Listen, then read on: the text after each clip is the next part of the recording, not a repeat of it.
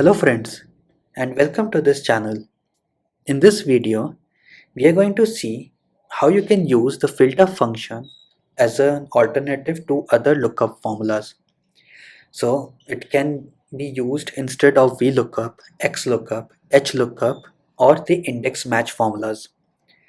The problem with other formulas, the other lookup formulas that I mentioned, is that you can only retrieve or fetch data on the basis of one lookup criteria, but it fails when you have kind of like more than one lookup criteria. Then you kind of have to make the formula more complicated by bringing in if statements or any other conditional formulas for that. So because for doing that, you can use the filter function or the sum product function to do lookups on the basis of multiple criteria. So in this video, we will be focusing on the filter function, like how you can use the filter function as a lookup formula. And in another video, we'll be looking at how you can use the sum product function. And also in the description, I've given the link to the filter function video where you can see how in what else on what other manner you can use the filter function. So for this exercise, I've got this data sheet where I've got a financial record or information on various products that I have. So I want to create a dashboard where I can select the product type, segment, country, and year, as well as period, and it will return me the profit. So for the time being, you can see that I've already built in the filter formula to retrieve that for me. So what the end result would look like, that I'll be able to select any product code, I'll be able to select any segment, country, and the relevant period, and it will return the profit value to me. So let's see how this will work. So I'll just delete this and we'll try to build this formula from the scratch. So we'll start by typing in equal to, then type in filter, bracket open. Okay, so now first of all it's asking for the array. So array will be the column from which I want to retrieve the data. So that will be this column L, that is the profit column, and we'll type in a comma. Now it is asking for the parameter include. Now what this means is that we need to give them the criteria on the basis of which it will pull the data for me. And in order, because I'll be giving multiple criteria, not only one, so we kind of have to merge those criteria as a one unit. So in a way it will create some unique combinations to look for that value. So how can this be done? Let's first open a bracket. The criteria that we'll be selecting would be the segment. So I'll select column A, then we'll type in shift 7 or ampersand. Then we'll be selecting country, so we'll select column B, again shift 7 or ampersand. Then we'll select column C, that is product, and once again ampersand.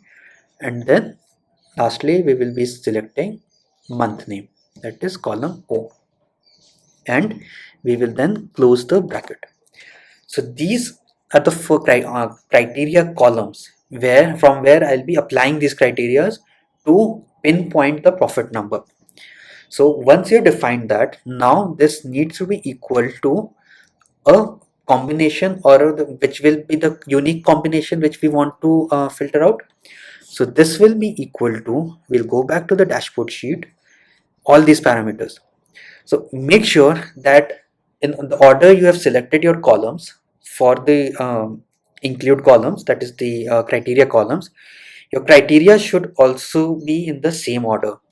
So if you can see, we first selected segment, so this needs to be segment as well first, and now I'll select that. Again we'll type in or click shift 7 or enter ampersand. Okay, this also needs to be in the bracket. If you can do that, we'll open the bracket.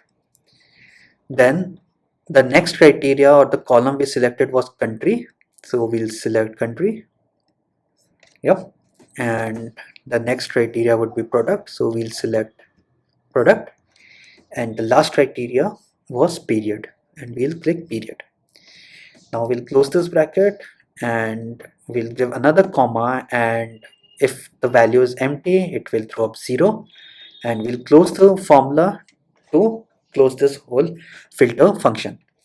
Now if we press enter, you'll see it is now retrieving the data. So if I change these criterias, you'll see now, because in this combination there might be no data over there, so that's why it's returning 0. So let's see. Yeah, so now you can see now it is retrieving or fetching the data on the basis of all these 4 parameters. Now this would not be possible with your normal VLOOKUP, index match or XLOOKUP. This could only be done in these complex formula sets only, where you can give multiple criterias to fetch. So let's once again see what the formula is doing. So we'll open by typing filter.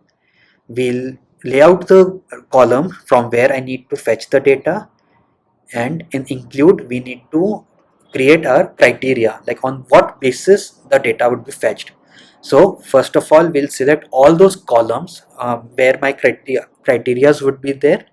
So I've selected the segment, country, product and period, and now we will be creating a unique criteria to match that.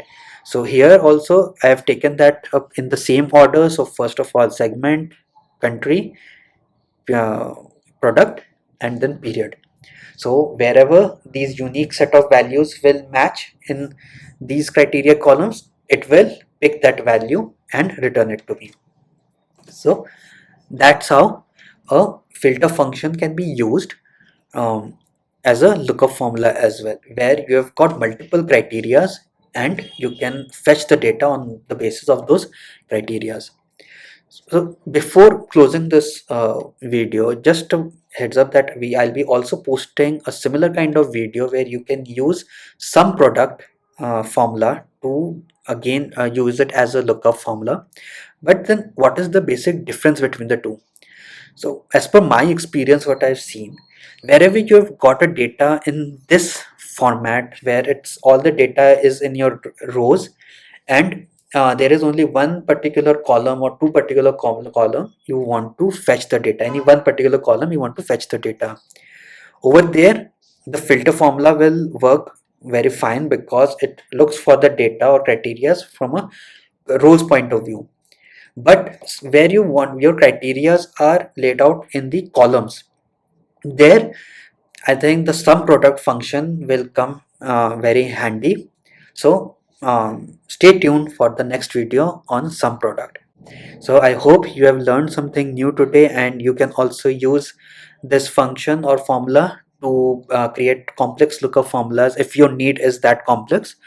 Otherwise you can go ahead with the index match or other lookup formulas. By the way, I've inserted their links to those videos in the description box. Do check them out if you need them. So once again, thank you very much, and do subscribe our channel for more interesting videos like this, and give us a thumbs up if you have liked this video.